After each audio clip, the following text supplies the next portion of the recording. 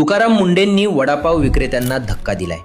नेमकं घडले काय तर अन्न व औषध प्रशासनाचे आयुक्त तुकाराम मुंडे यांनी वडापाव, भेळ आणि इतर खाद्यपदार्थ विक्रेत्यांना स्पष्ट सूचना दिल्या आहेत.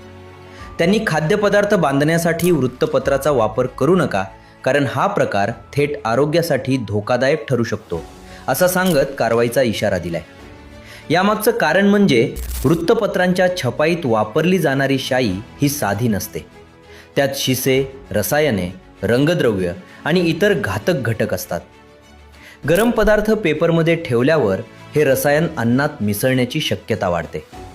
यामुळे पोटाचे आजार, विषबाधा आणि दीर्घकालीन आरोग्य समस्या निर्माण होऊ शकतात. इतकंच नाही, वृत्तपत्र अनेकांच्या हातातून फिरत असल्याने त्यांना दूषित होण्याचा धोकाही वाढतो.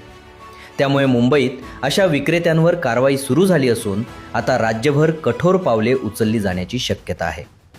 त्यामुळे तुम्हाला हा निर्णय योग्य वाटतो का? कमेंट करून नक्की सांगा.